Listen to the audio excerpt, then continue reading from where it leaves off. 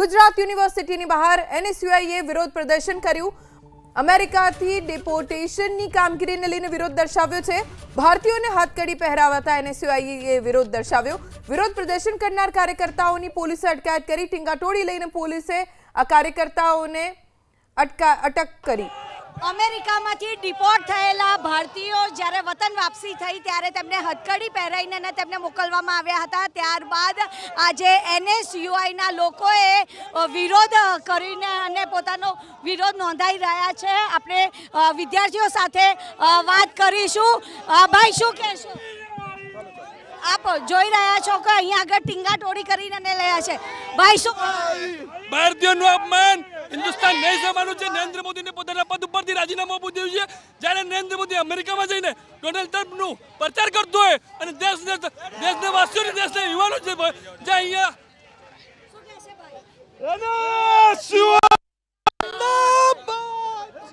તો આપ જોઈ રહ્યા છો કે અહીંયા આગળ ટીંગાટોળી કરીને તમામ લોકોને ડિટેન કરવામાં આવી રહ્યા છે। એનએસયુઆઈના જે વિદ્યાર્થીઓ છે તે પોસ્ટર લઈને અહીંયા આગળ આવ્યા હતા અને ભારતીયોનું અપમાન જે રીતે અમેરિકામાં થયું હતું તેને લઈને અહીંયા આગળ ઉગ્ર રીતે જે વિરોધ છે તે અહીંયાના જે એનએસયુઆઈના જે વિદ્યાર્થીઓ છે તે નોંધાવી રહ્યા છે। શું કહેશો? આ રીતે જે અત્યાચાર કરવામાં આવ્યો છે, ભારતના જે વિદ્યાર્થીઓ છે બહારથી તેમને અહીંયા લાવવામાં આવે છે હથકડી બાંધીને, એ દેશમાં આ એક વાતાવરણ ઊભું કરે છે કે જ્યારે યુવાનોને પ્રોત્સાહન આપવાની વાત કરે છે, જ્યારે બહારના દેશોના યુદ્ધ રોકાઈ જાય છે પણ પોતાના દેશના વિદ્યાર્થીઓને રાહત નથી આપી શકતા। કોઈ પણ દેશ આવું સાંખી લઈને નરેન્દ્ર મોદીએ શરમ કરવી જોઈએ। વિદ્યાર્થીઓ જોડે જે રીતે અન્યાય થયો છે તે રીતે આપ જોઈ રહ્યા છો અહીંયા આગળ તમામ એનએસયુઆઈના જે વિદ્યાર્થીઓને ટીંગાટોળી કરવામાં જે રીતે ભારતીય જનતા પાર્ટી દ્વારા અમેરિકામાં પોતાના યુવાનોને હથકડી બાંધીને દેશમાં લાવવામાં આવ્યું છે, આ એક શર્મનાક ઘટના છે। નરેન્દ્ર મોદીના પદ ઉપરથી રાજીનામું આપવું જોઈએ।